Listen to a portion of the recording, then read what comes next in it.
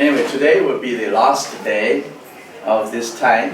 I feel very happy to have this opportunity to come to talk to colleagues and friends here in Brazil. I really feel... I'm glad you said this time. Yes, this time, yes. Not the last time. I definitely will come back, and this is the last day of this time. Not, you know, of course I'm sure I will come back. And this is my second time in Brazil. Last year I came here, was also about a week, I think. And I had a very, very good experience, and I really feel a lot of affinities. And I find, even though China and Brazil are so far away, you know, we are in the east of Asia, you're in South of America, really, I mean, geographically, it's very, very far away. But somehow I feel there's a lot of similarities. Not similarity in culture, not similarity, but a lot of affinities. We feel somehow you can talk to each other very easily and make friends with each other very easily. Brazilians are very friendly, as the Chinese, I think. So I feel very, very happy to be here, and feel I have now made friends here, and you know, feel every day I feel very, very happy. So this is my last day of this time, and I feel a little bit, you know, I'm leaving tomorrow, but I feel I definitely will come back. And I also hope that next year we'll have the ICOA conference in Macau. I hope that many of you will come to Macau to continue our discussion and exchange of ideas. This, I think, is what we enjoy most. You know, I can think of the Confucian Analects.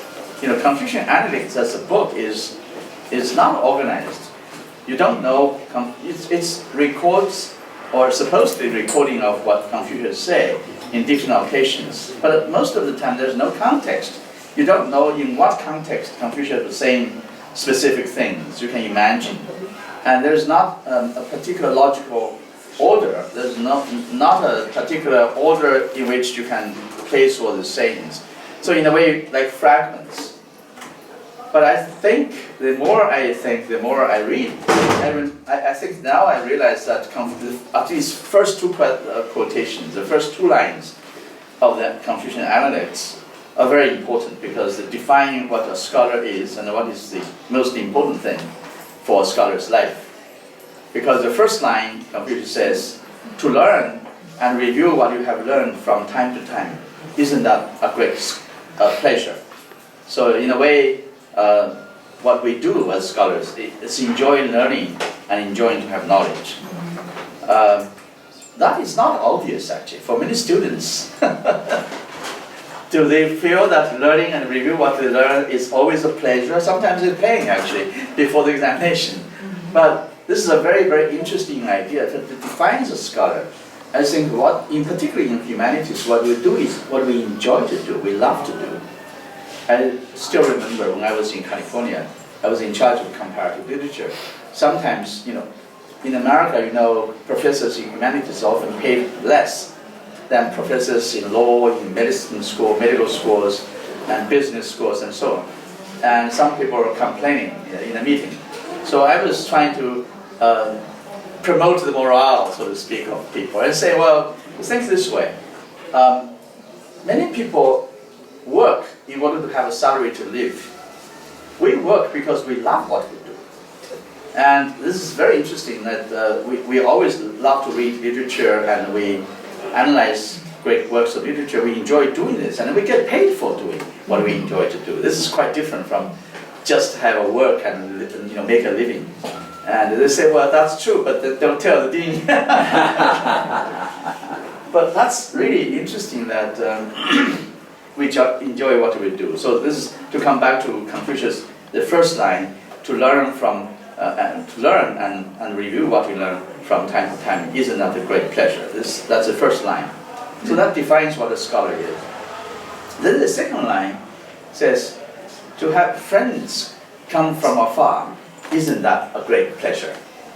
Well, that also is something very important, particularly now when you get, you know, older. And really what you enjoy very much is to have like-minded friends getting together, maybe over a cup of wine, talking about something we all share the interest, and that's really a great pleasure. And this is what I feel really very strongly when I talk to friends like this in this condition. So I really enjoy doing what I'm doing here. So I'm very happy, even though tomorrow I'm leaving back to Hong Kong. But I hope that we'll see each other. Many of us will meet again in Macau. Now today, as the very last day of my sort of this kind of course, I think I will talk briefly about some of the ideas about comparative literature, and I would like to have more discussion actually today. I would like to have today as an opportunity for you to speak rather than me just listen to me. So I will have a very short introduction of what comparative literature, or what the challenge of comparative literature is often faced. As I talked about very briefly the first day, the history of comparative literature, the French school, the American school, the change of the Second World War, the post-war world. The French idea, of course, has positivistic connections. So the reason to do comparative literature is very much not in doubt, because indeed you find, let's say, Baudelaire translated, Edgar Poe's poems, and that made a very important influence for the French symbolism, and also made Edgar Poe a much more important American writer. Before he was translated by Baudelaire, he was not as well known as he was later. So French translation, in a way, made Edgar Poe more important than he was. Just like the English translation made Derrida more important than he was in France before its introduction in the American scholarship. So it's kind of actual contact and translation is not a question. So that sort of comparative study will not be challenged. Why you do this comparison? What is the reason? Because you can, the French say, rapport de fait, you establish the actual connection. That is the reason why you compare these two works or authors. But American comparative literature, the so-called parallel studies, does not need this kind of actual factual contacts, and therefore becomes less clear and more vulnerable as comparative work to be challenged by specialists. Why do you compare these two works? What is the connection? What is the ground for comparison? That is often the challenge. And indeed, many comparative literature works, if it's not done well, would look like very shallow, very far-fetched, and not very convincing. Why you want to do this kind of comparison? So I think for comparative literature, for all of us as comparatists, we must be conscious of this challenge. And also think, before you publish your work, you try to think from the other side and try to attack yourself and try to come up with a better defense. I think that's very important in order to avoid this challenge or this charge of being very shallow, very far-fetched, and without a very solid ground for comparison. Actually, Harry Levin has a book called Grounds of Comparison that's precisely dealing with the same kind of issues. So I think, what is the ground for comparison? There's no shortcut, there's no simple answer. But if you want to have a simple answer, I would suggest is to really become very, very good on both sides of the tradition when you are comparing. Let's say you want to compare Chinese and English, or Chinese or French, whatever, two different literatures. You should better to be a specialist in both Chinese literature as well as specialist in English or German or French literature. Specialist in the sense that you can really talk like a specialist. You can talk about French literature in the department of French literature. You can be like a professor of French literature and talk very comfortably about French literature. But at the same time, you can also talk very comfortably about Chinese literature, like a professor of Chinese literature. This is what you should be. And of course, it's very difficult. I mean, in addition to be one specialist, one tradition, you want to be a specialist at least two different traditions. And if you read more, you can become a specialist of multiple traditions, which of course that's what comparative literature is requiring. And ideally, you can read different languages, not just two, but three, four, and you can work with original languages and discuss very deeply works you compare. And that is, of course, the ideal situation. In fact, when you think of the beginning of comparative literature, when Metzel proposed the decaglottismus. That was he was thinking. Comparatists in Europe should have perfect command of 10 languages. Not just English, French, Italian, and German, but many others. And that's already good. Quite difficult to really do. But now, of course, in our time, we're thinking of cross-cultural comparisons, not just European as region, but European compared with, let's say, South American, North American, Asian, African, Australian, whatever. I mean, it's large regional. Particularly when we talk about world literature, then the cartography is important. Really, cultural cartography. You have a concept of the world rather than just a region, and therefore it's more challenging and more difficult. But that's what we want to do. As I said yesterday, whatever is valuable is challenging and difficult. Whatever is not is easy, then it's not valuable. It's not good enough.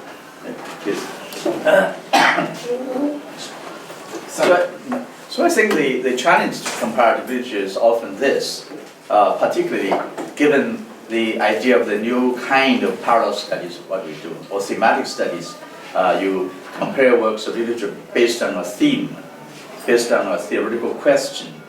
Then you really need to go very deep, working with different works, texts of different languages, but they express or articulate the same idea, the same theoretical issue, the same theme. And that is what we can do in, let's say, East-West comparative studies. So that's a simple idea, but actually it's difficult to do, particularly across from the European languages to the non-European languages, to know Chinese, Japanese, Korean, as well as you can know English, Portuguese, Spanish. That's very difficult. But of course, not so many people can do this, but this is ideal. We want to try to do in really expanding our horizons to know more literature, more languages, and so on, particularly beyond the regional of a particular region. European language groups, non-European language groups. This is ideal. Very difficult to achieve, but then something I think in the future maybe more and more people will do this and really bring comparative literature to a higher level, to a different level. Yeah. Well, basically that's what I have to say, and I really want to have more discussion today as the last day of this time, and I would like to listen to you and listen to your response, your questions, your comments, and we have a good discussion. That's what I want to have today. So please, the floor is open for anybody. Let's have a conversation, really. Longxi, you wrote that there is a French style of comparativism as well as an American style of comparativism.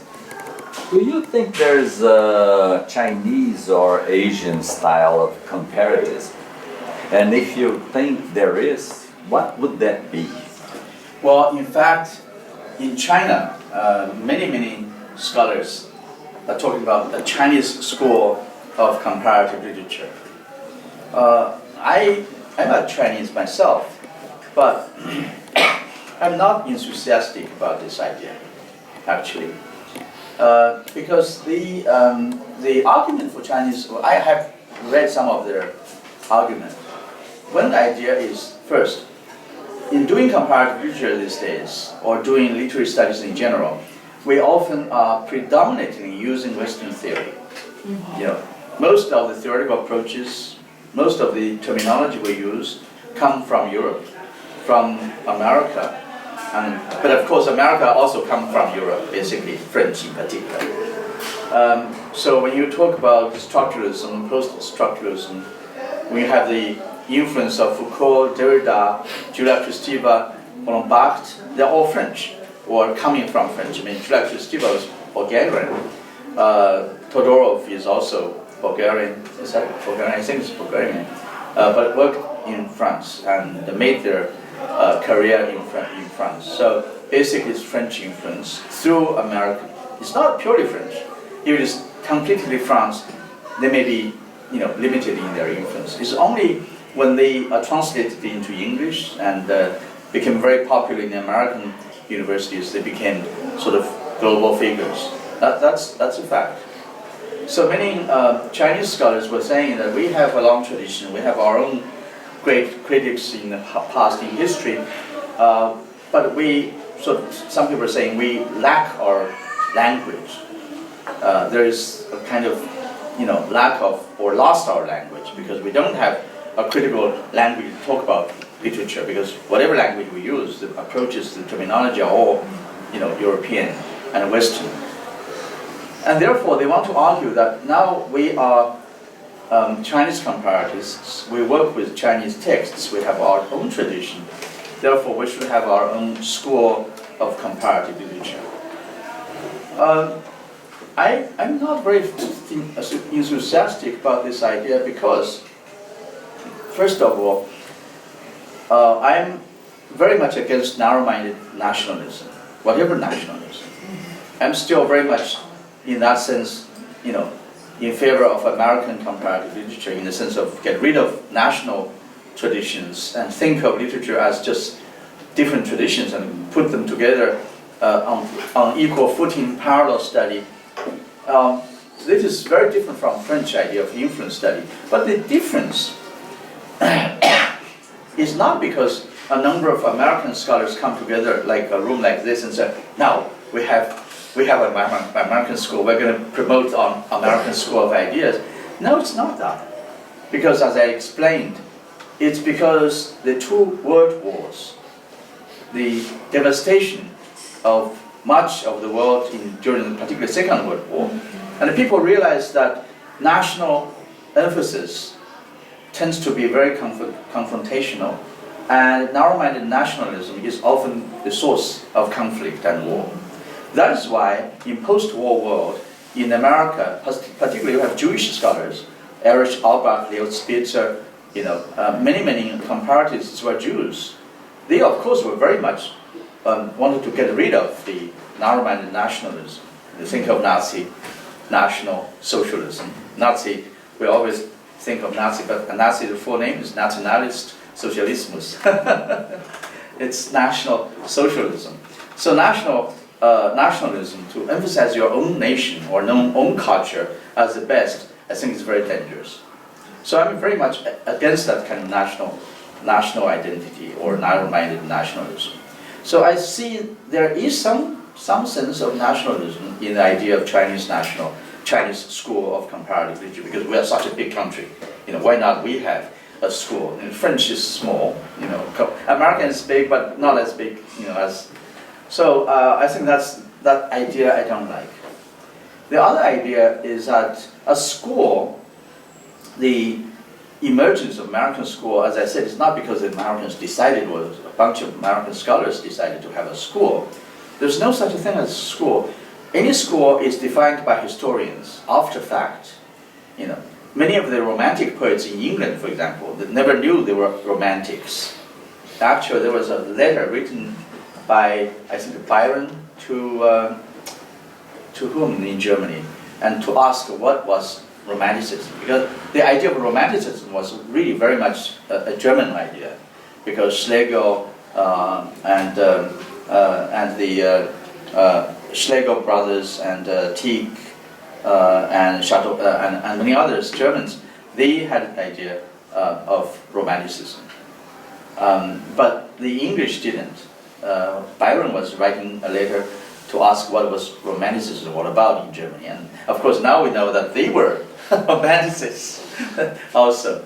So it's often historians looking at the past time period, and then summarize their particular special features or characteristics, and then give it a name of Romanticism. Basically, we think of Romanticism as the idea of nature, the idea of organism, everything is organically connected, the idea of a worship of nature. I mean, you think of the English tradition, you think of Wordsworth, his preface to lyrical ballads as a manifesto of English Romanticism, in which he famously defined poetry as the spontaneous overflow of powerful feelings. So that is poetry. And also he emphasized, we use the language of the simple people. We get rid of the 18th century poetic diction. For example, he analyzed a beautiful poem by Gray, very beautiful, but then he criticized the Gray use, classical diction. You don't call the sun a sun, you call it Phoebus. It's from the Greek mythology is better. But for romantics, sun is better than Phoebus. So you don't use to call the moon Diana or something like that. So, particularly Wordsworth argued to use the language actually spoken by people, country people in particular. They romanticized people in the countryside, romanticized nature, and so on. This became some of the characteristics of Romanticism. But it's all outside and after the fact, historians give the name of Romanticism. So in that context, then I argue, if you want to have a Chinese school of comparative literature, now is not the time, because we're just in the beginning of the 21st century. We should better wait for 100 years when the critics and historians in 21st century, well, now they were 21st century, you have to wait until 22nd century. Historians come back and look at the group of Chinese comparatives if they have some really great work and come up with a summarization and saying this is some specific features we can call a Chinese school of comparative literature. Without the very big change, historical context, think of American school is because of the Second World War, the post-war world to get rid of nationalism. That's not just literary scholarship, it's everything. And it's in a very big historical context, you have a new idea. And what is new idea in Chinese comparative literature? Of course, some people argue because we are specifically using Chinese literature to compare with Western literature.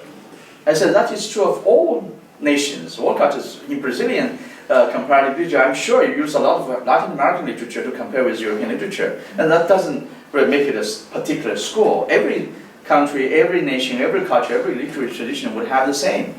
So that doesn't make much sense. So even though there is a lot of talk about Chinese school of comparative literature, I always argue, rather than to call for the establishment or issue a manifesto of a new school, the more important thing, and more difficult thing, and more valuable thing, therefore, is to really do some wonderful work, write some really important works of scholarship. Then they'll be recognized as something maybe of a school. Not because you call, oh, we have a school, everybody will recognize it. I don't think that's how it works. I see. Thank you. And a second question is about I know that ICLA has a project that has been going on for many years of comparative histories of European languages. That's it. Yes. So, what do you think about this project? Yes, last year I went to St. Andrews because that's where the ICLA has this long project for 50 years already. From the half a century. Yes, half a century, because this is began, I think, in the 1950s already. This long project of a comparative history of literature in the European languages. So this short called Chilel project.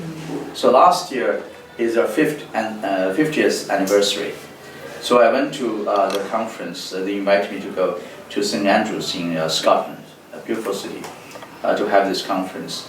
I think that's indeed something very important for ICLA as a real achievement, because they have a lot of publications, many volumes of history, and not only major traditions of European literatures, but also including some of the minor traditions as well, in different, because it's really European languages, all different languages included. So that's a very important project. And also the good thing about the project is certainly is international collaboration, because nobody can read all the languages, not even all the European languages. So you need to have collaboration of scholars from different traditions working together to write the history of different European literatures. So in that sense, it's very important for writing of literary history. I particularly appreciate this because in 20th century, as you know, writing history became a problem. You can think of many challenges. Where I was talking about challenge to comparative literature, but a challenge to history as well. I mean, one of the important figure we all know is Hayden White. Hayden White is very famous for arguing that historical narrative is just like literary narrative, because all history is written just like, Aristotle argues the imitation of action from the beginning and middle and end. And he talks about the definition of a tragedy. It's an imitation of a complete action in the sense of the beginning, the middle, and the end.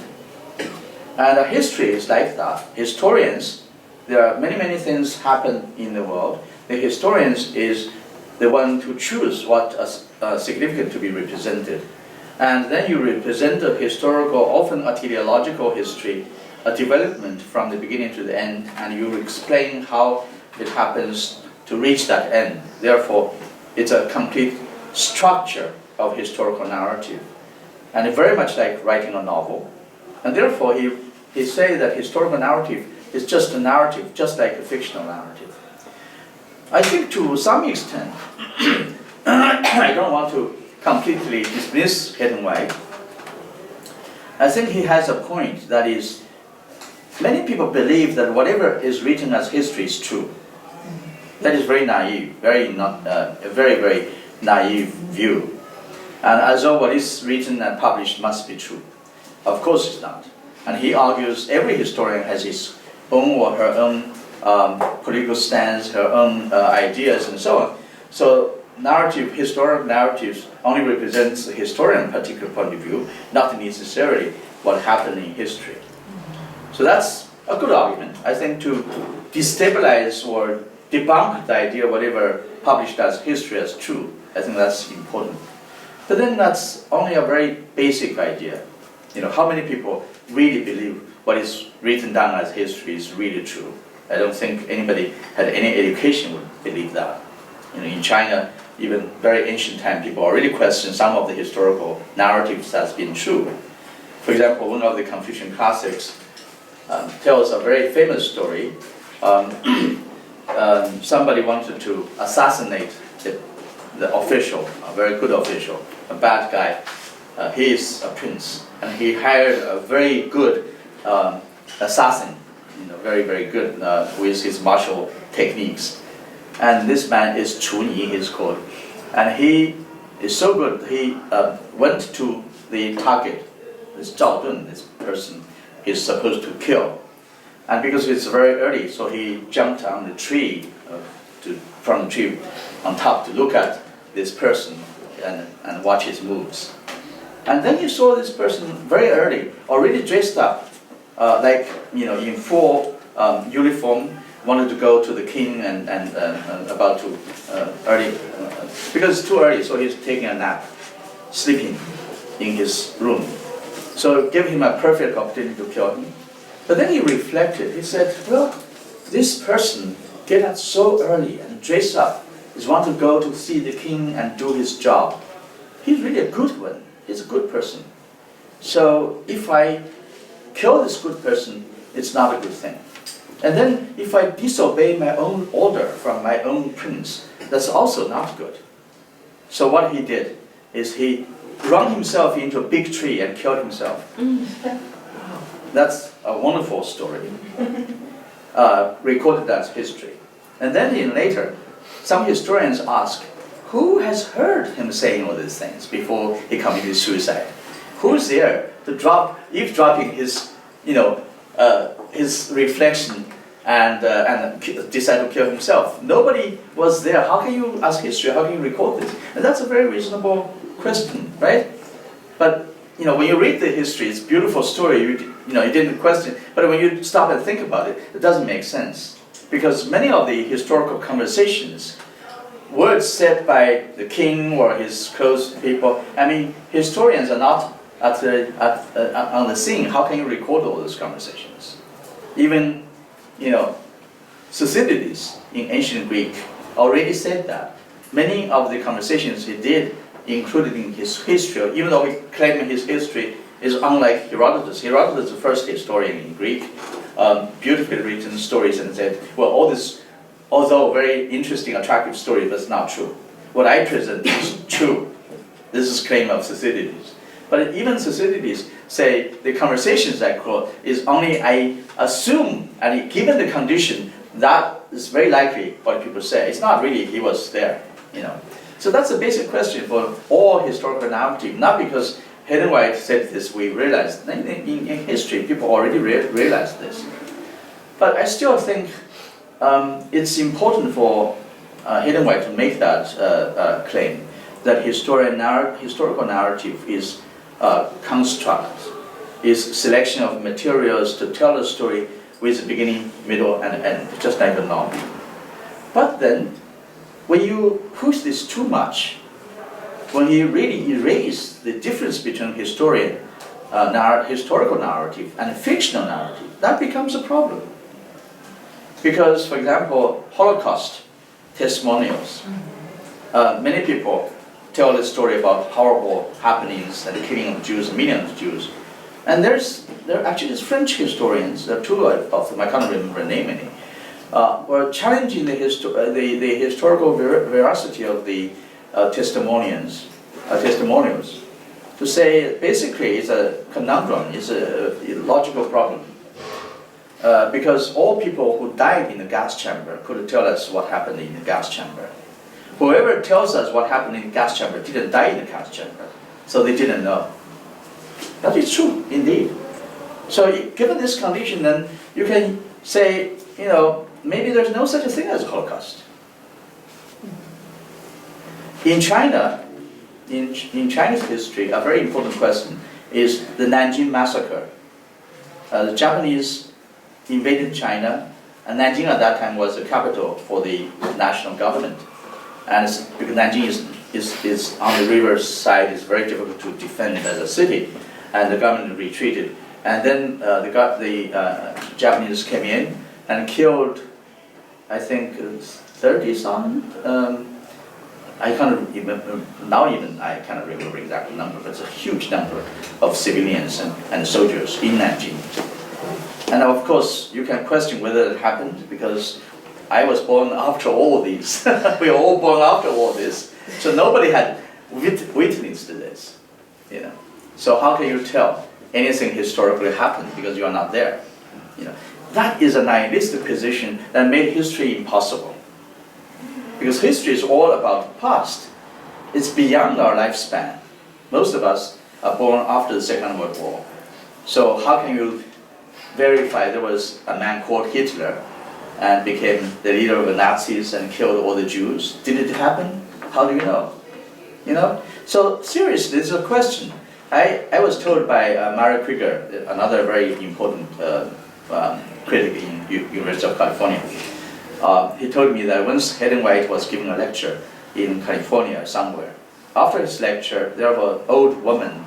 She was a prisoner in the concentration camp as a Jewish person and has a number carved on her arm. And she raised her hand and asked Hayden White, "Are you saying the numbers on my arm is fictional? It's not true?" It's very embarrassing. He couldn't answer. So I think that is the danger of going to the extreme of literary theories.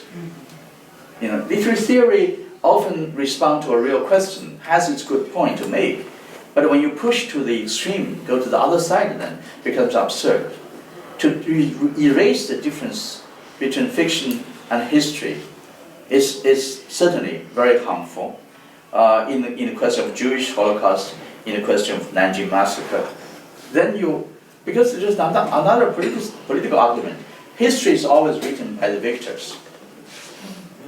Well, in that case, then, you can argue the Nazis, because they were defeated, therefore their side of voice was silenced. If Nazis were winning, then we probably will not have any story about Holocaust or massacre of Jews. You know, it would be completely different. Yes, that could be, but is that the kind of version of history we want? That's a question. In other words, is there such a thing as a historical fact? Is there such a thing, something really happened? You know, if you really want to be radical, anything that happened yesterday already was in the memory, and that's already unreliable until you have the recording like this to put it back. But even this, you have Photoshop to change, you know. You can question its veracity, and that becomes totally, absolutely, you know, skeptic attitude is not good. So in that sense, history cannot exist as a discipline. Actually, I published an essay in Rethinking History in a journal in the UK. I was a literary critic. I was defending history against literary theory.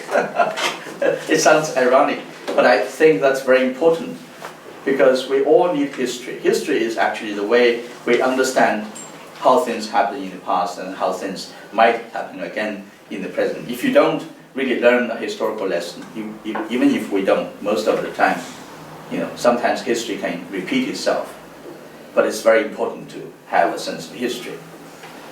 So that is something that I really think is important. I don't know how we get so far from your question, but I think sometimes we do go, you know, digression. But I think that's important. That's what I think we should think of. When we think of literature, it's not just literary text on the page.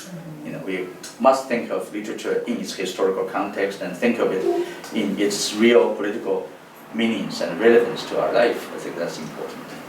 In your studies, when you talk about comparison politics, you mentioned the concept of cosmopolitanism from Appia. If it's possible, I'd like to hear a little bit more from you. How do you understand what is his contribution to your studies? Yes. Of course, cosmopolitanism, like many other terms, can be understood in different ways. There are many different definitions. So when we, as Voltaire always said, define your term first. When you start to talk about something, you must have a very clear understanding the terms you use, the concepts that you use. As we talked about yesterday about East and West, what is East and what is West, and all this. Cosmopolitan is also can be understood very differently. There's actually a journal for women called Cosmopolitan. It's all beautiful pictures of women. That has nothing to do with what I was referring to as cosmopolitanism. Now, Appia's book on cosmopolitanism has a very interesting idea, which I used in my writing about the idea of comparison, particularly about comparison in a moral sense. What is cosmopolitanism? He defines as to have sympathy of people. Never forget that you have a moral responsibility for all the people in the world, or all humanity. Because he began this actually with the concept of sympathy in Aristotle. Aristotle defines sympathy very rationally. We often sympathize or feel close to our family. You know, first you feel close to your father, your mother, your sisters, siblings, your children, and so on. And then you have your friends, your relatives, your larger family.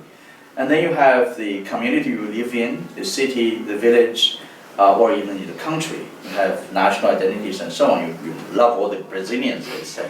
So that is very natural. But what about people beyond all this, farther away? The farther they become less and less concerned with, right?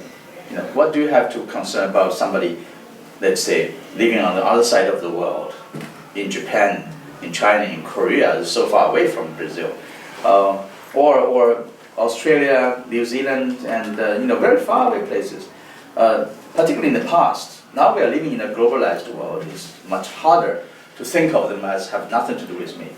But now, of course, but in past, in ancient time and in earlier historical period, people really, their mobility is limited. You know, we really have to think of the importance, influence of technology. Now with a jet plane, I can fly from Hong Kong to New York 15 hours, even though it's still long, but it's doable. In the past, it takes 3 months on a boat to come from China to America. You know, months on the boat. And nothing to say about from New York to Rio de Janeiro. That's another months of travel.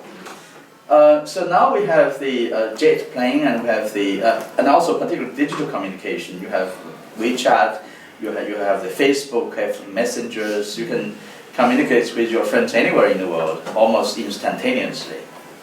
But in the past, of course, it's much harder. Therefore, it's also much more difficult to imagine somebody have nothing to do with you, live somewhere, you don't even know the place, the name of the place. How can you relate to them and have sympathy with them? And this is very important. So for cosmopolitanism, as Appia defines, is precisely you should have the moral responsibility for people who have nothing to do with you. You don't even know their names. You don't even know how they look like. But as far as they live as a human being in the world, we all share this world, then we should care about them. We have sympathy with them. This is cosmopolitan in the sense of a cosmos, in the universe. So that is what cosmopolitan is. And very interestingly, when he defines cosmopolitanism, he quotes a very famous professor, Singer, what is his first name I cannot remember, Richard Singer maybe. He's a Polish-American philosopher, a moral philosopher. He's come from Poland, but he works in America. And in the 1970s, I think, he published an article about the intuitive moral sense we all have as human beings. And his example is this. He makes an example, make a story as an example to illustrate his sense of moral intuitive moral sense. He says, if you see when you are walking or driving, you see a child get into a river, it's going to drown in the river. You will walk into the water and save the child. Even if you are ruining your very expensive suits. Maybe you're a businessman, you dress very nicely, your suit may be $1,000 a piece.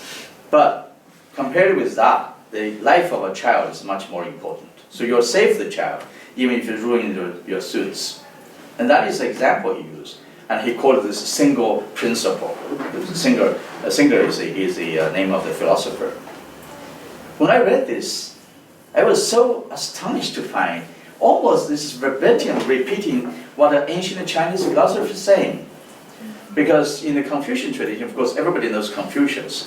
But the second master in the tradition is called Mencius. Mencius, in Chinese called Mengzi.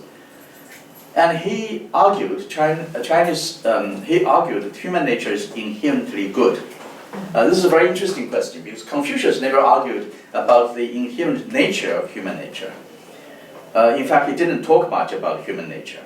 He only had a few things to say. He said, in terms of human nature, we are all close when we are born, but we become far away when we grow up.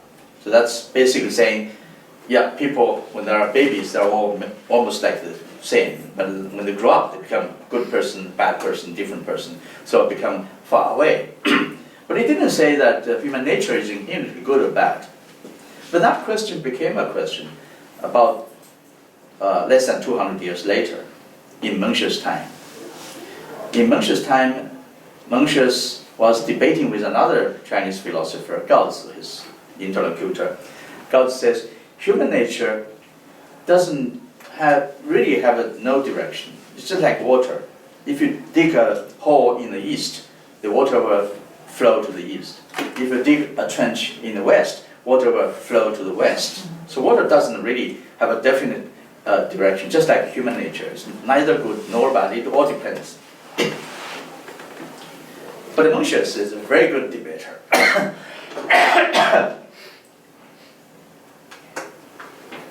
And he says, yes, human nature is like water. Water, of course, doesn't differentiate the east and the west.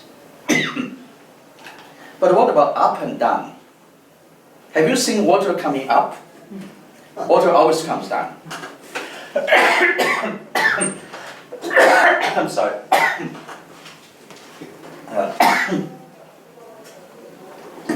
Actually, this is the same idea of Newton discovered in many, many centuries later, gravity, right? Mencius already knew that things always come down. That's the nature of things. even though he didn't give the idea or concept of gravity. But this, of course, is sophistry, because he didn't first establish the ground to compare water with human nature. But he's using the other person's metaphor, which is stupid to begin with. Again, how can you compare water with human nature? And he's very ingenious to turn the horizontal to the vertical and then completely change the argument, saying the human nature is good, just like water naturally comes down. Have you ever seen water goes up? Of course, by mechanical means, you can make water go up, but it's against its own nature. Given its own nature, it always comes down. And the other person had nothing to say. But this, of course, is not the major argument. He has another example to prove people's native, intuitive decency of the kind of the roots of good nature. And exactly it says, anyone to see, if you see a child is about to fall into a well, anyone would grab the child, not because you want to make friends with his parents, not because you want to make a name in your neighborhood, everybody say, oh, how good you are, or not because you hate children cry, but just intuitively you do it. And that shows that human nature is always good, because you may be a very bad person, a very naughty person, very nasty person, but when you, at that moment, to see a child about to fall into a well and to drown, you grab him, which is really quite convincing argument when you think of this. If you face a situation like this, I'm sure all of us will do something like that, right? So that shows we are all inherently good in our nature. And that is exactly what Singer was making the argument by saying that if you see a world is about to drown in the river, you will wade into the river and save the child, even that ruined your very expensive shoes.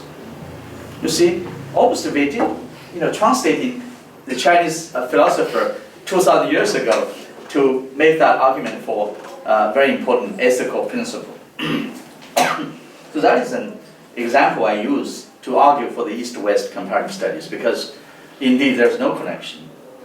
Well, who knows, maybe this Stanford professor have read Longxi's English translation. There is English translation available. He could have read it. But really, it's very... But the point is not to say he has read or not read Longxi's. But the point is to see that different philosophers, even independently, come up with very similar ideas, because they're all about the same argument about the intuitive decency of human beings. And to save a child is almost a best example, because child, who doesn't like a baby? When you see a baby, you become all human, all of us. You don't want to hurt a baby, right? Even a bad person would not hurt a baby. If you do, then you become really inhuman. You're worth a death punishment. So that's a very good argument to say that. So I like this argument in Appiah's cosmopolitanism as an argument to say that we would think, even though it's very difficult for us, actually it's counterintuitive. Naturally, we would sympathize with our own family, our own friends, relatives. We would, not care so much about people very far away. So in that essay, I argue the famous example in Balzac's novel, and they all say coming from Rousseau, even though many people say Rousseau didn't say this. But I find also not just Balzac, but another famous French novel, Monte Cristo, by Dumas Bech, also had the same idea. Also says that come from Rousseau, the idea that to kill Mandarin in China. In 19th century, is a very popular theme, actually. Many writers write about this, but in 20th century it's less popular because it's so racist.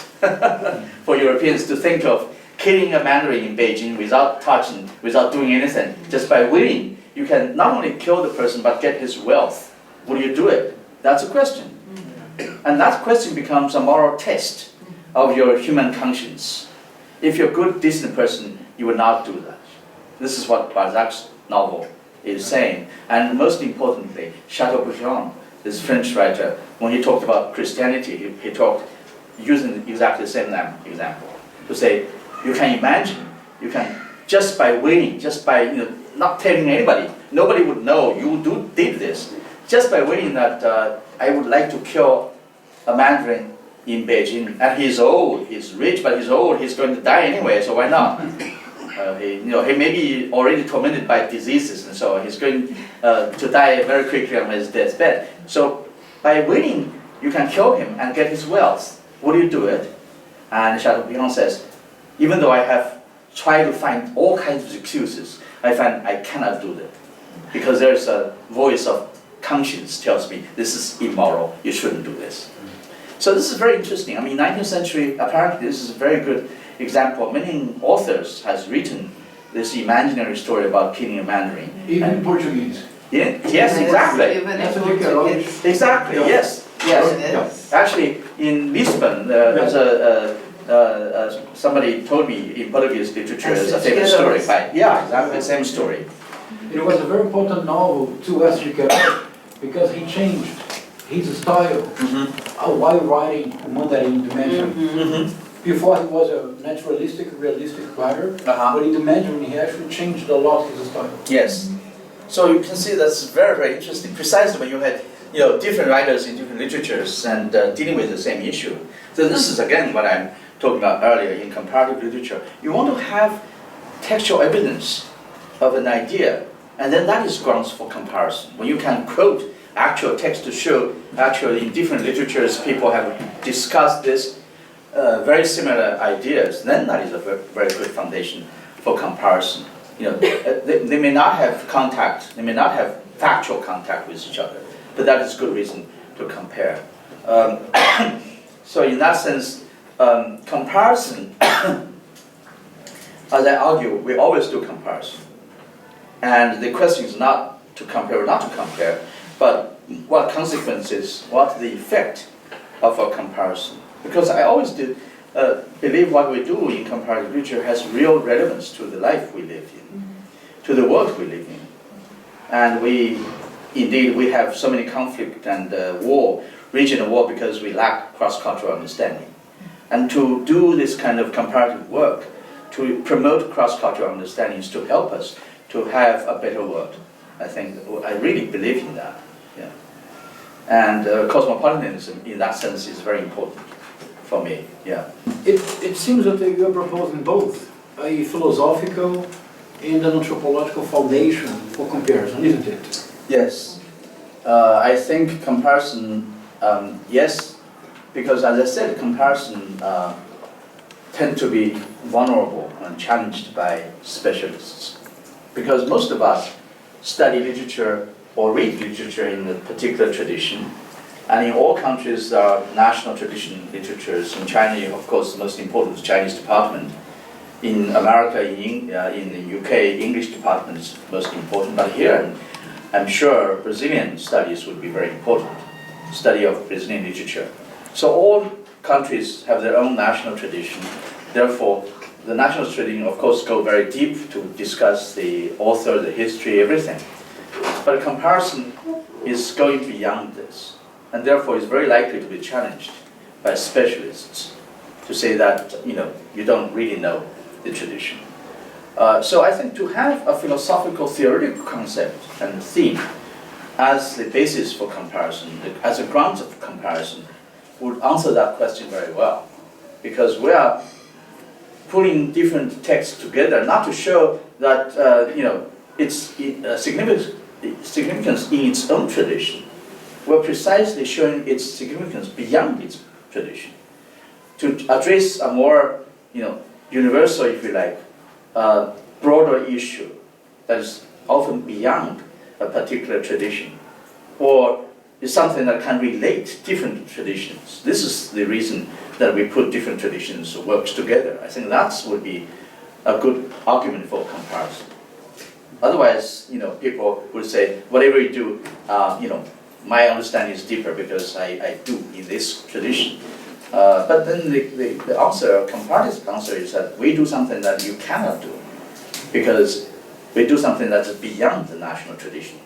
That's actually the reason for comparative studies.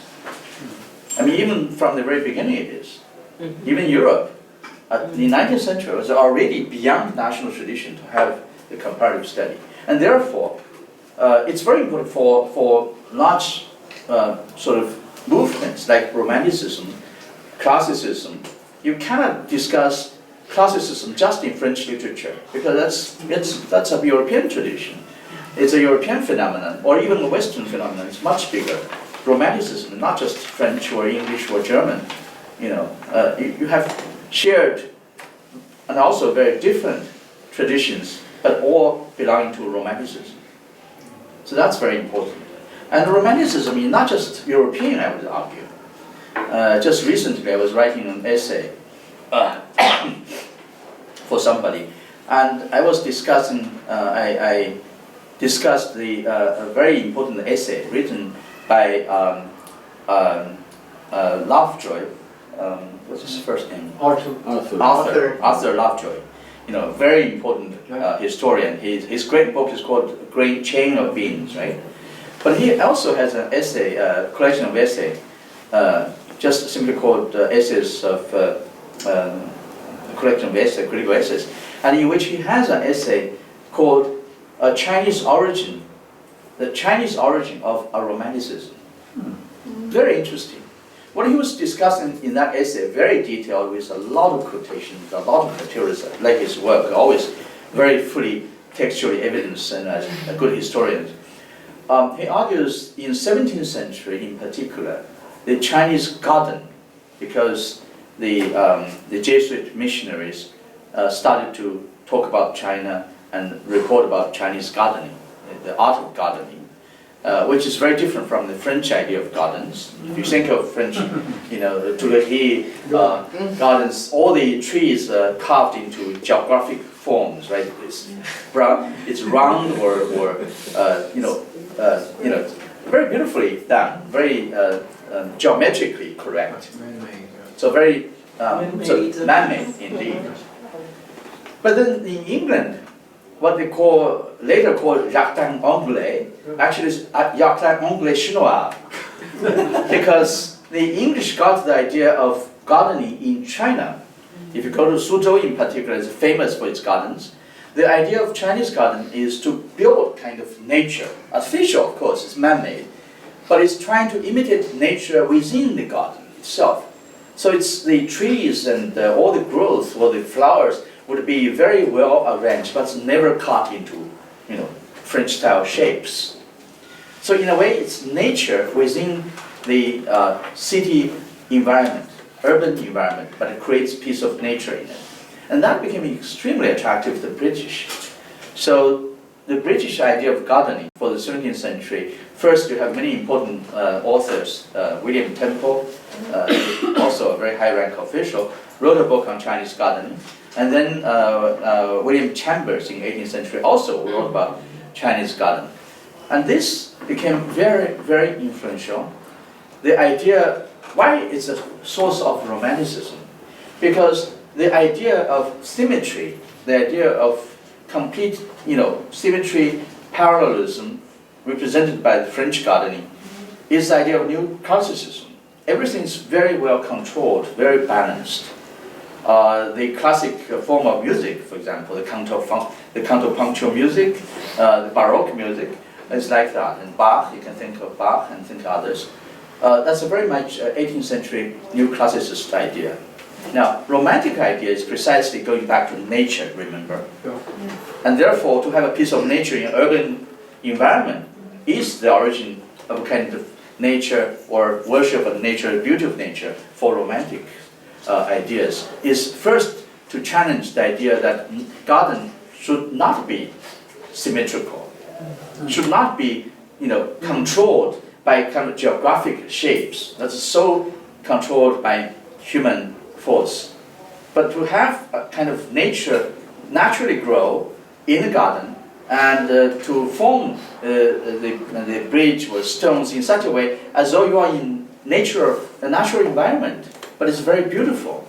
And that is what romantic nature became very important. You can think of even impressionist paintings by Monet, for example, his lotus pond or bridge, like that. It's very much a romantic idea, which is very different from new classic ideas of the 18th century.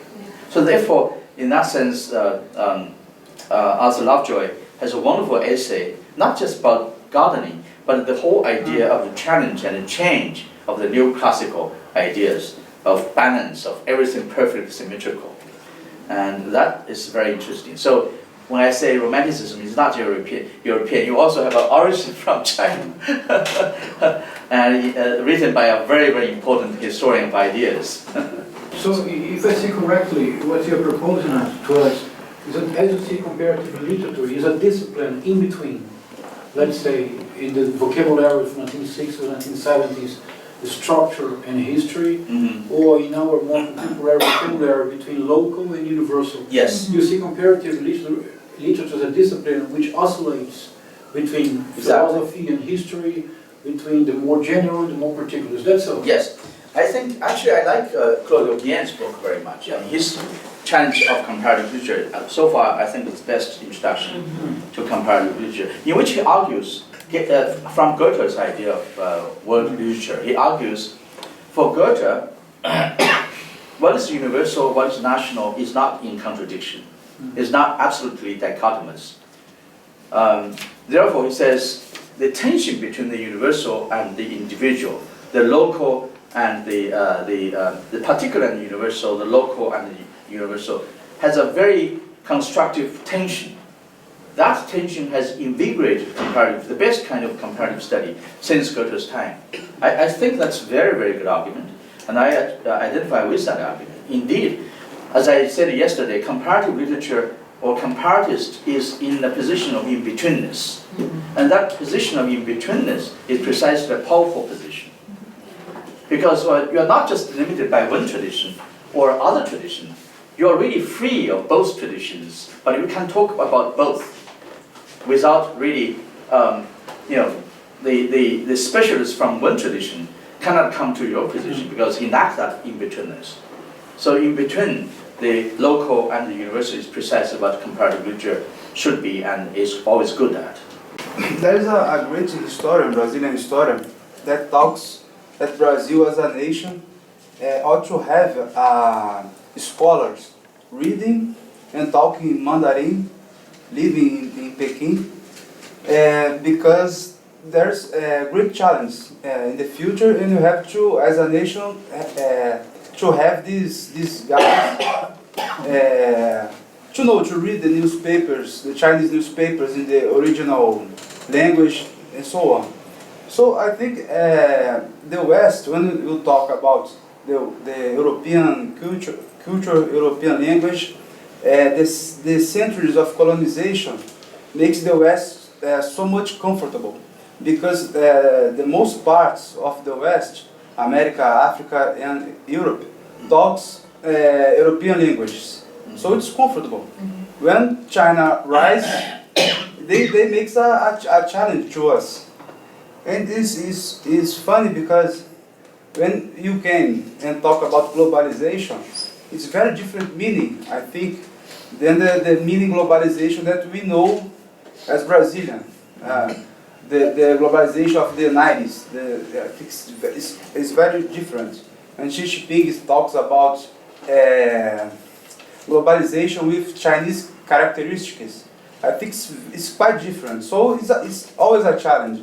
And if we translate this word globalization. The same thing, but with a different characteristics. Different clothes. The same hands. Yeah. With different clothes. I think it's it's a very great challenge.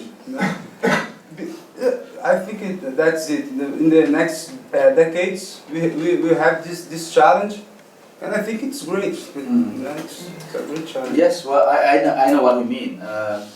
China, of course, is on the rise, I think.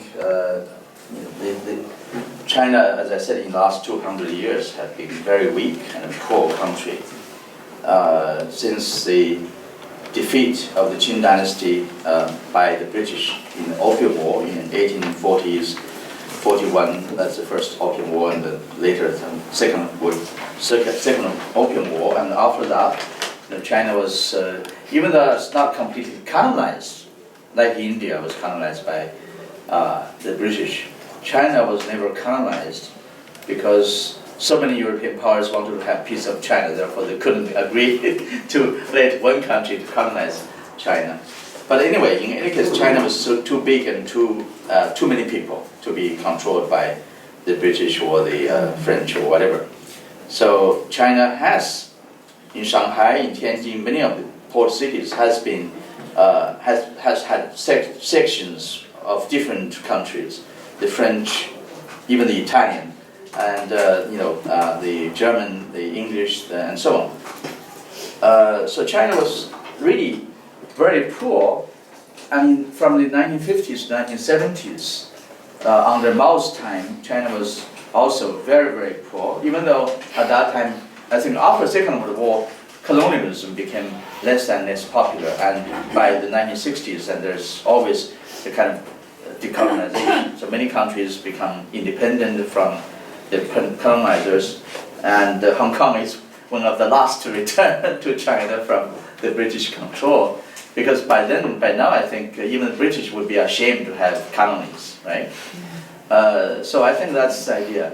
But China, after the death of Mao, particularly with Deng Xiaoping, started to open up and have reformation, particularly economic reform, had been very successful. So China becomes the second largest economy in the world after the US. And it's really amazing change. And I have lived through all this, and even for me, really, it's like two different worlds. 40 years ago, China was so poor, but every time now I'll go back to China and look at the Chinese tourists everywhere. In Brazil, it's still not so many, but if you go to Europe, you cannot avoid many Chinese tourists, maybe too many.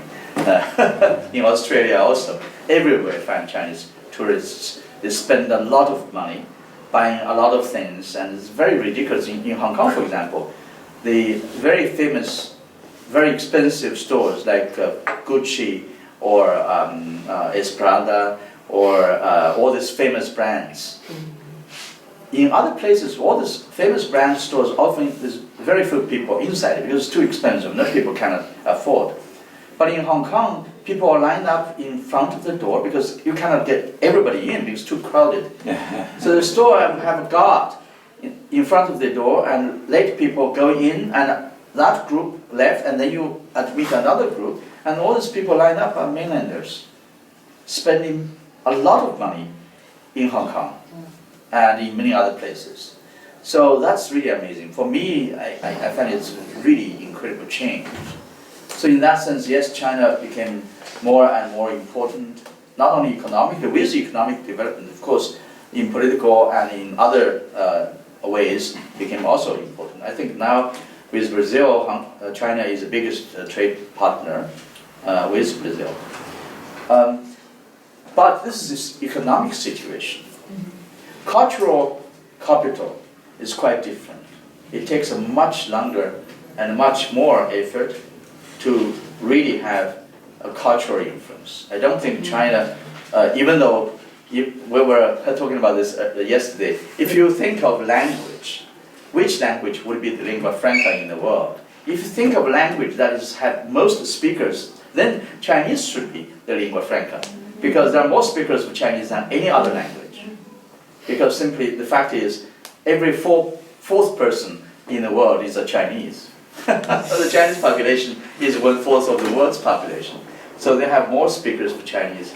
But Chinese is not a lingua franca, because culturally speaking, China still cannot begin to compete with the West, with the English language is now really the lingua franca. Therefore, I argue, for world literature, for translation, English is the most important language, because simply it has more speakers, more people read and understand English.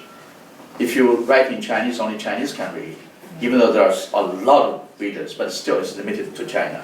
You know, it's not really world. So that's very different. So what you are saying is that yes, China's becoming more and more important, but to learn Chinese language is a different matter. It's quite different. The Chinese themselves are learning English. Last year I was at the American Comparative Literature Association meeting, and there I was. UCLA, right?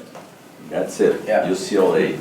And there I was on a panel with Wang Ning, that you know, Oh, yeah. the president of the Chinese Comparative Literature Association, and So Wen Park, which you also know. Yes.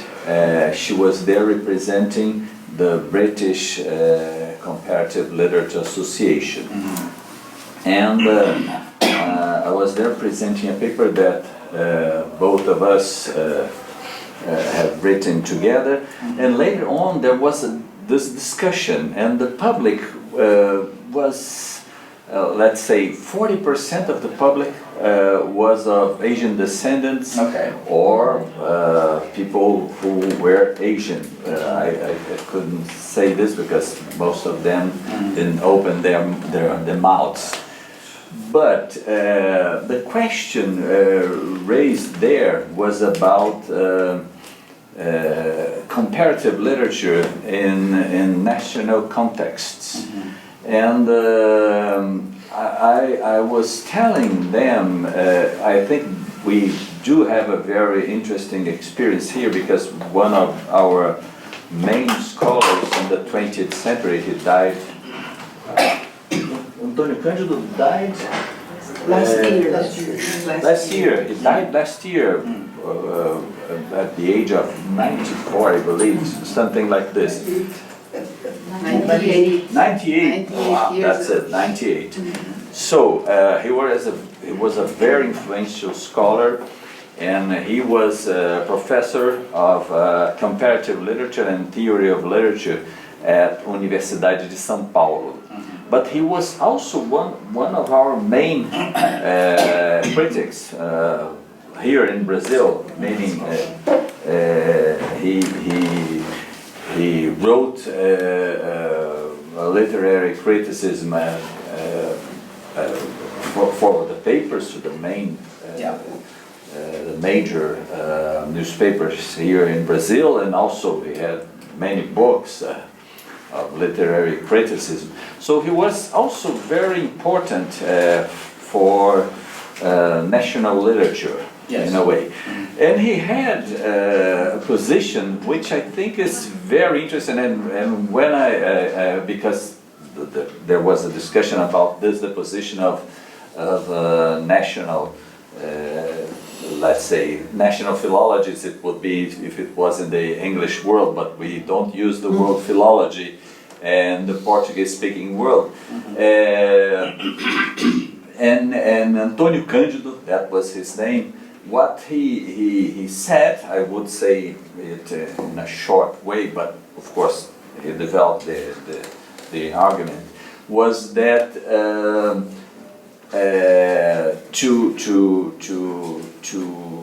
to interpret national literatures, or to speak about national literatures, or to work with national literatures, would be necessarily, in the case of Brazilian literature, but I would say not only of Brazilian literature, to do comparative literature, because it is, in the case of Brazilian literature, it's impossible to speak of the major authors without speaking of other literatures, because there is a dialogue, because there are connections, and of course national authors, they don't think about borders. They take whatever it is that they think is important for their work, and so they do incorporate the way they want to do it. So and then what I was saying is that the only thing I disagree with Antonio Cândido is I don't think this is a specific characteristic Of Brazil. of Brazilian literature. Right. I mean, Yes. of course, even if you go to the major literatures, European literatures are German, French, or English. This is also true there. course. The authors are not very much worried about borders and things like this. So even if you're in an English department, let's say in America or in UK, the question is if you really want to do some serious scholarly work with a national author, you must go beyond national borders, because all the major works, all the major authors are the major, the things that really matter when you do literary criticism. are not national in this narrow sense. They always, so even if you work with a national literature, meaning you teach Brazilian literature or you teach French literature or whatever you want to say, you're always doing comparative literature, because not because you really want to do it, because of course I don't think most professors who work with Brazilian literature or English literature, they think they are doing comparative literature, but of course it's beyond their own conscience of what they are doing. There's no other way. Yeah. Don't you think so? Oh yes, definitely. I mean, in fact, particularly for modern Chinese literature, most of the authors, I'm thinking of since the beginning of the 20th century, many of the important writers were studying either in Japan or in US or in Europe. Many of the poets and writers all know a foreign language and stayed in a foreign country as a student or worked there. And therefore there was always a very important context in a foreign country, in a foreign culture. It's not completely just within China. Therefore, actually, I was talking with Mr. Chen Nongsu, I mentioned my mentor. He told me that most of the modern writers had studied abroad. Therefore, if the critics today, the scholars today, only read their works in the Chinese context, they couldn't really come up with a very good understanding of those works, because the authors had much wider experience than as we say, the critic should know better than the author. Now, if you know less than the author, how could you come up with a good critical, work on a particular author or particular work? No author, as you say, is thinking of writing particularly for a nation or limit his or her work within a boundary of a nation. I don't think at least that's not the great authors we know. They all assimilate all kinds of different authors, different literatures they can get out. I mean, in 20th century China in particular, modern literature is very much influenced by Western literature. So if you don't do comparative study in that sense, you cannot be as good specialist in the national tradition. Yeah, even not just for 20th century, but even earlier. Think of Shakespeare. Many of his plays were influenced by or the sources from European. Hamlet is not exactly English prince; it's Denmark, Prince of Denmark, and Romeo and Juliet is about Italian stories. And many of his, in Hamlet also he quotes verbatim Mondaine's essays translated by Florio. Florio translation was so popular in the 16th century, and he was very much influenced by Montaigne. And quoting Montaigne almost verbatim from Florio's translation. More recently, actually, the Florio translation was republished. Okay. And Stephen Greenblatt has a very good introduction to that translation, and arguing for 16th century Elizabethan time, many of the writers prefer to read Montaigne in Florio's translation. Even some of them have perfect French. They will read Floreal rather than read Montaigne's original. So that's that important. So obviously, you can see how this connected with each other. I mean, English and French, you cannot separate them. The same is true with Chinese. I mean, in earlier time, in pre-modern time, China, Korea, Japan, Vietnam form a really what now is called a Sino-sphere, because it's all under basically China becomes the center of influence, and the Chinese ideas of Confucianism, particularly New Confucianism of the Song Dynasty, Taoism, and Buddhism became, transferred to Korea, to Japan, became very important from part of Korean culture and Japanese culture. And also they all adopt literary Chinese as the written form. So Korean books, basically, before the 20th century, they're all written in classical Chinese. Even though Hangul, the Chinese, now the Korean language, was invented in the 15th century or 16th century, but was never used by scholars. Because anybody who is somebody would never write in Hangul in Korea, always writing in classical Chinese. That shows you are a scholar. If you're writing in Hangul, you don't get respect until the 20th century, actually. So this is true of Korea, of Japan, of Vietnam as well. Before the colonization of Vietnam by the French in mid-19th century, everything was written, their official works are all written in classical Chinese. So East Asia form a sort of relatively coherent area, a region, which is beyond, much bigger than China itself. So this is my criticism of Casanova's idea of the Republic, World Republic of Letters, because we only think France and Paris as the important region. She had no idea that there are other regions with other centers. So even international literary space is plural, it's not just one. So this is very, very important to have understanding of a global context. You cannot understand recent Chinese history without understanding Chinese history in the context of East Asia and in the context of the world. And the hegemony changes as well. That's what Casanova seems not to realize. For instance, at the time of Shakespeare, the two important international literature was the Spanish one. Shakespeare knew Cervantes. He had read the first part at least, which was translated. And he wrote with John Fletcher, this lost play, Cardenio. But Cervantes could not know whom Shakespeare was, because Shakespeare was not translated into English. Right. So the hegemony changes as well. Yes. Yeah, of course, before the defeat of the Armada, Spanish Armada, England was not as important as Spain. And Spain and Portugal are actually much more powerful. That's why the Jesuit missionaries came to China. They all started in Lisbon. When I was in Lisbon, I went to that big river. That's where all the ships started. That's where they sailed to China. Yes. Yeah. So indeed, even the center of the power, of course, changed.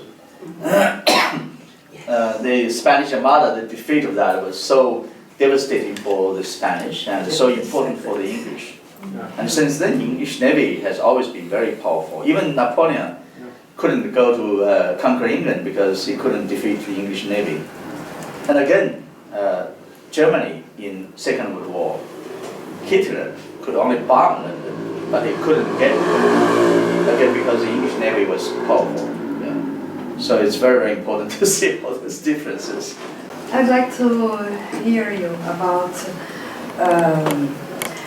comparativism, leading with classical traditions, not only Greek and Roman tradition, but this enormous field of classical traditions. Yes.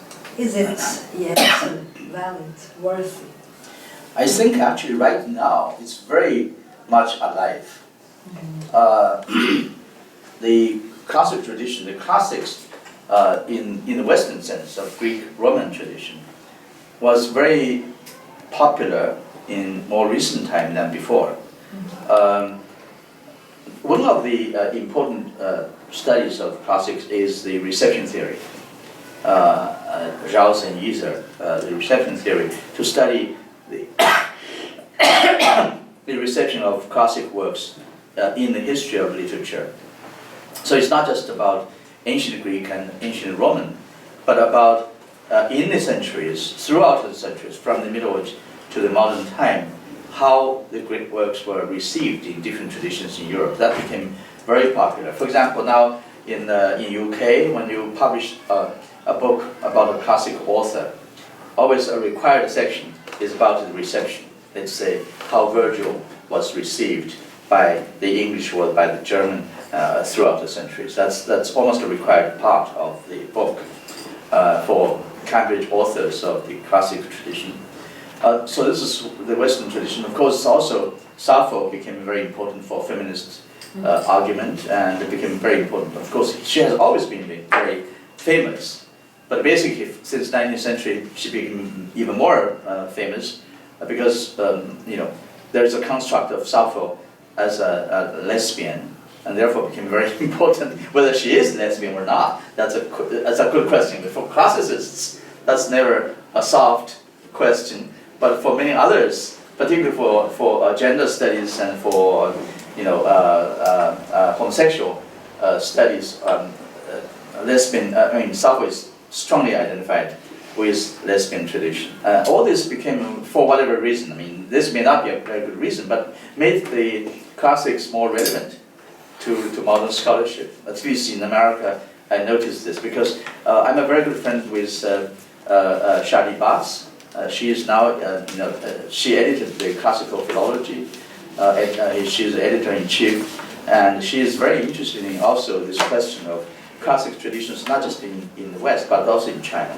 That's why we became very good friends. And actually, she just asked me 2 days ago, sent me an email to contribute to something she's editing precisely on this issue. In China, of course, classics has also been very, very important. By classics, I mean not only the Confucian classics, but also Taoist classics, Buddhist sutra. So basically, in traditional China, you have these 3 teachings of Confucianism, Taoism, and Buddhism. They all have their canon, different canons, and they have always been very, very important. For a traditional Chinese literati person, a scholar, basically you're a Confucian when you are in the office because you're always a magistrate or somebody. But then when you retire at home, when you write poems, when you enjoy nature, you become a Taoist, you become a Chan Buddhist. So these 3 teachings really have different functions in a scholar's life. You cannot always be a very sort of serious person sitting there in your office doing the business. You have to have relaxation, you have to have wonderful sense of humor, wonderful sense of enjoyment from nature, and writing poetry, and have a very aesthetic sense of things. And those things were not provided by Confucius. Confucius is very serious, talking about how to be a good person. But Taoists and Buddhists will provide you the idea of nature, the idea of beauty, and all that. So that's very almost natural for a Chinese scholar to assimilate 3 different things. And therefore, those classics have always been relevant, not only just in ancient time, but also throughout the centuries. In modern time, of course, is perhaps less, but now, of course, in China, there is also a very strong sense of revival of our own tradition. For whatever reason, maybe it's become, any country, when they become richer, they would think, well, our tradition is great, we want to go back to our tradition. That's quite natural, I understand that. Even though I am not particularly, as I said, I'm not a nationalist. I always think a nationalist tendency is not very good. But on the other hand, it's also natural to be proud of your own tradition, your own history. I'm also very proud of my own history, my cultural tradition, but I'm not particularly saying, well, that's the only tradition, the best in the world. Of course not.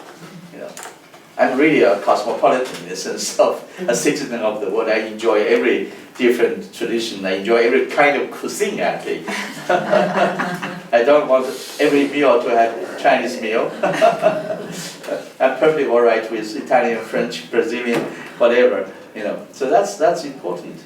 But indeed, every person should be, proud of its own tradition. There's nothing to be ashamed of. Of course, the good things about the tradition. But the important thing is not to think the only tradition that matters is your own, and that becomes very dangerous. To think your own culture, your own language is the only language that matters is really fascist. That's a core of fascism. But of course, in ancient time, people tend to think so. I mean, Greeks thought they were the only culture that was. So what Greeks are wonderful in the sense that if you can trace many ideas, many disciplines to the ancient Greeks. But one thing you cannot trace back to the Greeks is translation. The Greeks didn't bother to translate anybody because anything that's worth reading is in Greek. This is the same with China. Chinese never learned foreign languages until, I would say, 20th century, when China was defeated by the British. And then, I mentioned this yesterday, you set up the Interpreters College. After the Treaty of the Tianjin Treaty, the British say you have to have your own interpreters because after 3 years, we're not going to provide you any Chinese translation of the documents, even though that's a very bad translation. So when a culture developed very precociously, very early, and became really the center of a big region, like the Chinese was, and the Greeks were, then you tend to dismiss translation. In a way, you can also think of modern America. Americans have less translation into English or foreign works than other traditions translate English works into their languages. In Latin America, there are so many more translations into your own language than in America translating, Latin American works into English. That's very true. I mean, in China, we're translating all things. In China, there are so many translations. Maybe not all so good, but almost everything is translated into Chinese. But compare it with that, then you don't have many translations to Chinese into English. So that says something about what is the hegemonic culture and language. This vast influence in Eastern countries,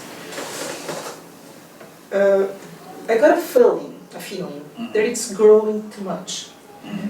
You go to Shanghai, you look at the city, the modern city, you say, oh, it's very beautiful, but it could be China, it could be Dubai, it could be the United States. So there's something of Chinese that is lacking, that misses in Shanghai's modernization, right? You go to Dubai, you see those beautiful constructions, and you say, where is the Arabian characteristic of this? There is none. Dubai could also be Shanghai, for instance. So you have just said that much of Western literature is now translated into China, and that China literature has received too much influence from Western literature. So up to what extent are we running the risk of losing local identities and reaching only one same pattern all over the world? That's a difficult question, actually.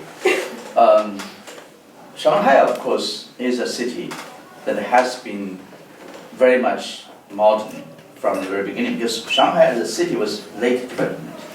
It's after the Opium War, after China was defeated, they were forced to open 5 cities as port cities, and Shanghai was one of them. And after that time, in other words, in late 19th century, Shanghai started to become a big city. And therefore, from the very beginning, Shanghai was very modernized. Used to be called the crown in the East, like Hong Kong in that sense. Hong Kong is the same. Hong Kong also is very much modernized. And high-rise buildings and all kinds of beautiful buildings, but it's really mostly designed by Western architects. Dubai is the same. So to some extent, you do have this question, where is the traditional national identity, the local identity. Local identity, yes. In the Arabic country, for example, I went to Abu Dhabi, because Abu Dhabi, New York University has an Abu Dhabi campus. I was invited once to a conference there. And of course, Abu Dhabi campus was very Western, because New York University. Even the most. Yeah. It looks like more Western That's true, architecture. yes. But then we also went to a big mosque, not very far. Again, very artificially constructed out of, in the sand, in the desert, but it's very beautiful. White marble, huge mosque. I don't remember the name, it's an Arabic name, is a sheikh, after him. So that was very Arabic, even though the marble were all from Italy, actually, including the color, the very color marbles. Including the lights. Yes, which are everything, from everything. Murano. Yeah. So in China, Shanghai, as I said, has been modernized from the very beginning. But of course now in China, not just Shanghai, but many other cities also have high-rise buildings. Particularly, they wanted to call the new part of the city. They always have kind of a science park in many Chinese cities. Outside the traditional city, they always have a huge place nearby, a science park. Many of the new companies in digital, in computer, and in this kind of business all move in that park. And also very, very new and very glass and iron, glass and steel structure, very much Western. Indeed, that's true. So that is the question. So this question has two sides, as I said. One side, indeed, there's always modeled on the Western model to build a city unlike the traditional Chinese structure or Arabic structure, whatever, and look more and more like a kind of globalized mall in the world. It doesn't make any difference where you are going. In any airport, you have the same kind of brand as brands of stores and so on. So losing local culture is a problem with globalization. That's true. But on the other hand, I also quite understand this because there are people who criticize China's change of cities, particularly the destruction of some of the old city parts and old streets and houses and build something new. And because I used to live in those places, I know how it was before. And now the new buildings are much, much better and much more comfortable to live in.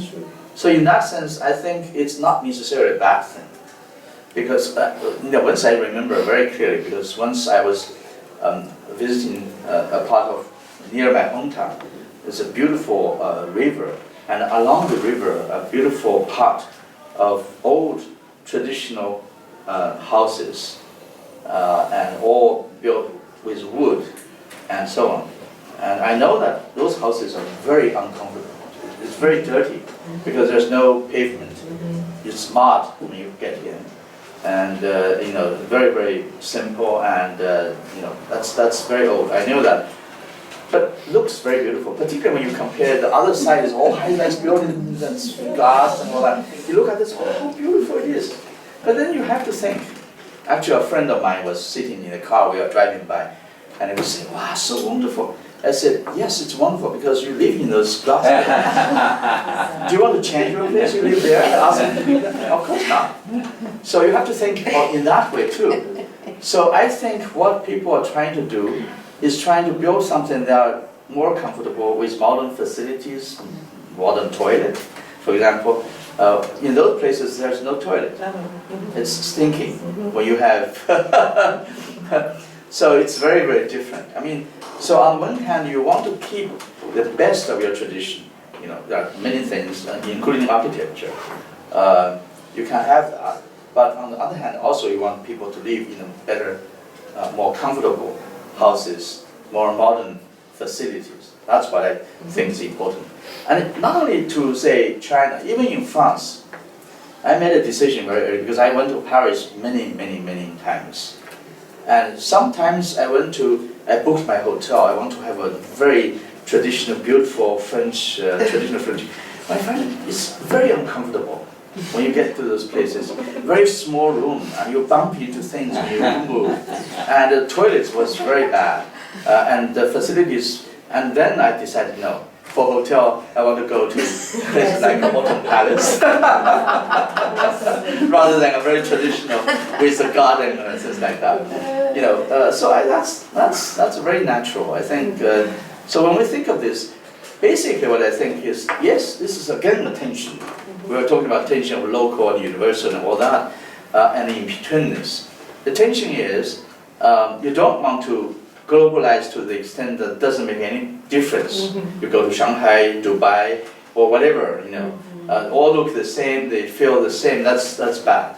Indeed, it's very difficult for today, for example, when I travel, to buy something for my wife and for my daughter, because whatever I buy, you can buy in Hong Kong. Sometimes cheaper.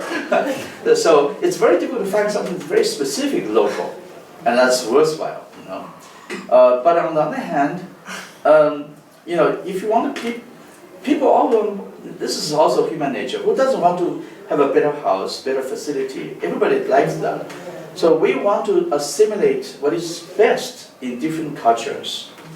And it happens that the modern facilities first developed in the West. Actually, Paris, for example, was, I think, the Austrian princess was married to the French king. And he found Paris so dirty and so bad that people pour their, you know, urines on the streets. And then Paris started to have toilets. So things like that happened in history. And also it's happening today. So I think I have ambivalent feelings about this. There's no simple question to say, yeah, we would rather preserve the old things, but in all things, not everything old is worth preserving. And I would rather live in a better facility than the traditional houses. But you can have, let's say, modern facilities that look like China, that look like the local... Yes. Right now, actually, there's a development. I think the question, many architects, many people are thinking, actually. Now people realize old things can be very attractive, can be very valuable. Now in New York, in Shanghai, and even in my hometown, actually. This is a good example in my hometown. I have a very good friend who is a designer, became an architect of sort. And he, in Chengdu, in my hometown, there's an old building, very dilapidated, it's going to be destroyed. But the government, the local government, realized this building has historical value, so didn't want to just, you know, destroy it. So asked people to bid to build something. So my friend, you know, with a sponsor, they rented the place, which was very cheap because the government really wanted to preserve it. So he did something wonderful. So the outside of the building looked exactly the same, very old. Even the wall is very old. But he told me he had some kind of German, some kind of thing that's put in the wall wouldn't stop continuing deteriorating. So stop, become that. And then inside the house is completely structured with steel, with glass, with very, very modern facilities. Become very nice boutique hotel. And they have a hotel, they have a tea house, they have a restaurant. They even use the tea house in my name as a cultural salon. So every time I go back, we'll have people together in a cultural salon and talk about things. This is very nice, actually. So this is happening. In New York also, actually he was inspired by some of the old buildings in New York. In Europe also, they have many of the old, for example in Germany I went to, in rural areas, old industrial buildings. Now they all become converted into beautiful studios for artists to work in. So that's the idea, to keep the old structure but make it very modern, very comfortable. And when you say that literature as a whole is modernizing together, modernizing the same, let's say, even in China or literature is less so, actually. In that sense, literature is more traditional, in the sense that literature is always written in a particular national language. You can be very modern in terms of genre. For example, modern novel, perhaps a Chinese novel and a Brazilian novel, actually in structure may be very alike, because we're all influenced by the French, German, or the English novels have different chapters and construct. And also, as you were saying earlier, when novelists are writing novels, they're not thinking of writing a Brazilian novel as such. They're writing a novel, the best novel he could produce or she could produce.